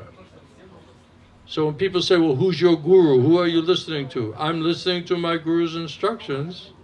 I'm remembering them and I'm repeating them, so I'm hearing those instructions. That's why I ask devotees, you know, to listen to my Gurudev's instructions or his tapes, his videos, audios, right? Listen to Prabhupada instructions, tapes, audio, video. Then you see who's saying as it is, who's saying exactly the same thing. Then that you can trust it. That because you know what is the source of this person's faith and realization. So that will help you. Oh, he's saying exactly, he's repeating exactly what his Gurudev was speaking. He's not making something up, he's not changing it, he's not speculating, he's not adding something, he's not deleting something, right? To get the constant reminder. To get the reminder. Reminder? Yeah. Through them. Yeah, that will help you in your relationship. Otherwise, you know, say, here's your new relationship. It's like, oh my God, how do I deal with everybody? So this is like a most important part, because we have to be friendly in a family society, but who are those persons that you can really, who can help us? And that will help us to remember and keep it alive, those instructions. So when I'm speaking about my Gurudev's instructions, I'm picturing myself sitting in Bhubaneswar, sitting somewhere where my Gurudev is preaching and answering all of those questions. So I feel like I'm with my Guru. I don't feel like, oh, he left his body, you know, so many decades ago. I think I'm hearing this like I heard it yesterday. So that's the way you can keep it alive, you see? It's just like when Krishna left Vrindavan, right? And they were all lamenting and they were sad and they were just so disturbed. So they just started talking about Krishna, gopis, right? Remember when Krishna did like this and then he was speaking like this and then preaching like this, right? So the whole time they're just remembering Krishna. By remembering the pastimes, remembering the instructions, the interactions, what was being spoken. So you have to keep it alive. So when you talk to other people, they can help keep it alive. If not, then you have to speak it to keep it alive. Otherwise, you know, it's no life, no inspiration, no love and affection. Then it's all just useless, right? Is there space for the third one? Hmm? It's very short. My third question. Yeah. It was just who is gonna help me find the place in the Vedas, in the scriptures about this age thing? Who's going to help you find what? She wants the quotes. References. Oh, we have some Gyanis here. We can find those. Srivas is a Gyani. He can find those. He's studying all of those things anyway, right? About Grihastha Ashram. Thank you. But maybe you, no, but seriously, maybe you could compile it, right? About the, you know, the age, specifically about that point, because we were discussing about the age. Some quotes like that, because in future also other people may have very similar type of question, or even some of our Matajis who are like, you know, well, why can't I get married? You know, why can't I have a baby when I'm 50 years old? Right? So there has to be some authoritative statements which are you cannot argue with, so will help them to just accept it and eliminate even the possibility. That way they can get free from that speculation. So that would be helpful if you can do like that. He's good at that. He can pull that out. All right? That will help. Because those same statements is why I answered in such a strong way to you. But you also just met me, right? So better you just see yourself authoritative statement according to Guru Sarva Shastra. All right? Now, some of our devotees, please help me with that one, all right? Because I promised Mataji that we'll, and then we'll have it, so in future anyone else has this type of question or doubt, or even some of our Matajis may have, you know, well, I feel young, you know, I feel, I'm a young 48, you know.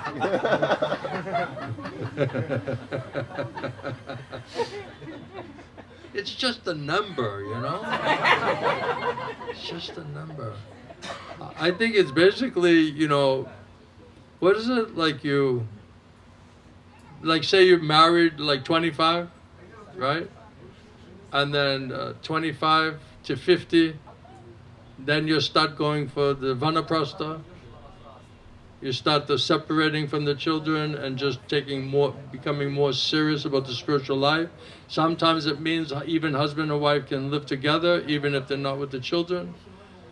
Or sometimes it also means that they separate. And of course, Guru and Krishna will help to understand that. And then say like the last part, if you say the last 25 years, then you're just thinking about the spiritual life. You don't have to worry about the kids, and you don't have to worry about all this materialistic kind of consideration. So that's the basic outline that I remember. And then because it's a Kali Yuga, it's not exactly perfectly, nothing's ideal. So then we get into like ranges of possibilities. You know, we're actually leaning with how can we make this happen, rather than how do you make it not happen. So when you're leaning into like how can we make this happen but make it acceptable according to, the Shastra or Guru Sadhu Shastra. And then if that attempt, there's no way you can justify it on any level, even if you want to say, you cannot say. It's not like, oh, I just can't wait for ladies to not be with any man. Right? It's not ideal situation. But you also can't just manufacture something which is just not even close to a Vedic standard. That would also be irresponsible. So that's why the Guru, with all of that into consideration, he'll help us to understand whether something will be beneficial for us spiritually, or whether it will actually be a serious obstacle or work against you. So something like that. All right? Yes, thank you. We went down the list, all right? Yeah. All right. That means I'm doing my job. I'm getting mercy from devotees. My Gurudev told me, try to help the devotees. So whatever I know, whatever I have, whatever I learned, whatever I've realized, I'm just simply trying to help you as best I can, even though I have so much disqualification. But because I need mercy from my Guru. So that's the main reason why I'm doing it. If I'm also helping devotees, I'm happy. I'm happy for you. But my main purpose is I need mercy from my Guru. Otherwise, I'm finished. Then my life is failed, useless. So my main motivation is, how do I please my spiritual master?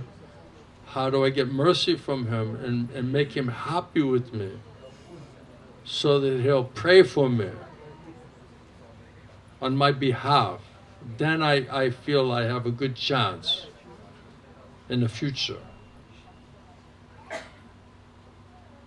That's my main motivation. And also I'm speaking what I need to hear so that I can remember my Gurudev. This helps me to remember my Gurudev. And so if you really have love and affection for somebody, you want to think about them as much as possible. So if by speaking about that, it makes us to be able to think about Gurudev. So that's other reason why I'm speaking. And because the subject matter is transcendental and completely pure, then by the contact with those personalities and those topics, then that will purify our consciousness. And the mercy of the Guru, he'll purify intelligence, mind and senses like Sanjay. So we need a tremendous amount of purification. We're not going to get it on our own. We're not even thinking we need purification. I feel pretty pure. So those are the main reasons why we're trying to speak. Right? Any last thing? Yes, sir? Pitamba. Hare Krishna Srila Gurudev. These questions for all. Is all the devotees being very simple and cooperating and peacefully, happily serving in the ashram? Yes, Guru.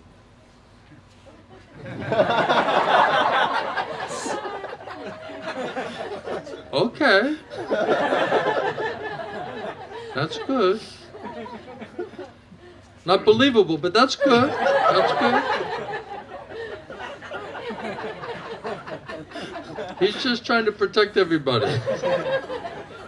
Otherwise, he'll have a revolt in the ashram. Don't start that revolt. Yes, Srila Gurudev, because these questions from tomorrow is a Sivaratri, then how we follow? Tomorrow? Sivaratri. Shivaratri. Lord Shiva, topmost Vaishnava. Yes, So, have to worship like that. yes. I want to know then how we can worship tomorrow. How? It's tomorrow? Yes. My Gurudev used to do like a Kadashi. And half-day fasting. He took it very seriously. Fasting till noon or evening, Srila Gurudev? Hmm? Fasting till noon or evening? I'm not exactly sure. You can check that.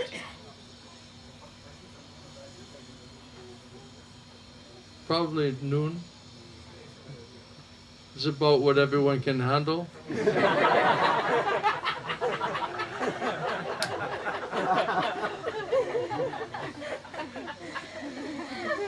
Sometimes you have to be a little practical, you know what I mean? You need to know the psychophysical nature of the students.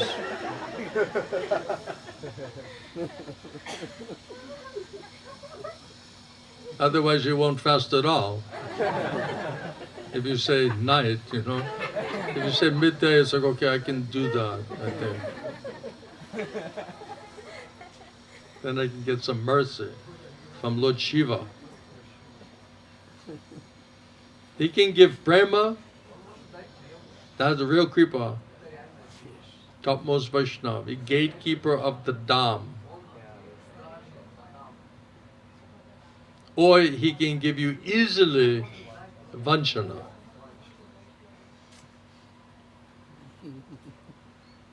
Either way. It's kind of like Maya's testing. How serious is this person? Are you here to serve Krishna or to disturb Krishna? So you don't want to serve Krishna, you don't want to have love for Krishna, then here's some shiny toys for you. Here's some vanchana. Just don't bother the Lord. You're not serious. That's Kaitava. Vanchana means Kaitava Dharma. So economic development, sense gratification, that's all Kaitava. But Lord Shiva's topmost Vaishnava, he can also give prema, Krishna prema, bring to Krishna. Alright? I remember that in Bhubaneswar, we were fasting on that day. Gurudev was very careful for that. We need mercy of topmost Vaishnava. Alright? I'm not exactly like technical on all of these things, to be really honest with you. I was never trained in deity worship. I was distributing books of preaching. So I don't know exactly all of these little details. I know tattva, I know spiritual common sense.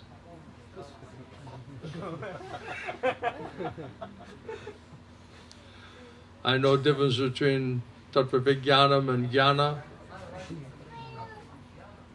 I know everything should be done for bhakti, not gross or subtle purpose or motivation. That's the real purpose of the deity worship, isn't it? So the main thing is we're doing for bhakti, Parama Purushotta. That's a real dharma. Sanatan Dharma means bhakti. All this other so-called dharma, it's a kaitava dharma. Because there's some other gross, subtle, material pleasure, sinful desire we have separate from bhakti.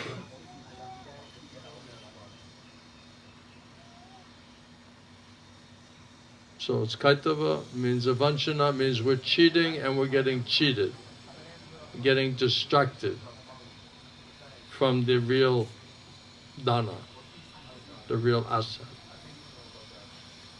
All right? Any last thing? We're good? I think that's enough for today. Thank you very much for your kind attention. I appreciate it. I hope you got benefit out of that. I feel like I did. You just have to try your best. Krishna will be the judge, the witness and the judge. Just try your very best to get mercy. And it says you take one step towards Krishna, Guru Krishna, they'll take 10 steps towards you. Remember that. But we're so stupid, unfortunate, even we can't take one legitimate step. In our mind we're taking. I have this desire that I want to surrender. One day, one life. Thank you everybody, appreciate it. Shri Gauri Thai ki, Srila Prabhupada ki, Srila Gaur Govinda Swami, Srila Gurudeva ki, Samaveda Bhakta Binda ki, Gaura Premanande, Hari Hari Bol, Hare Krishna. Thank you, Dhanyavad.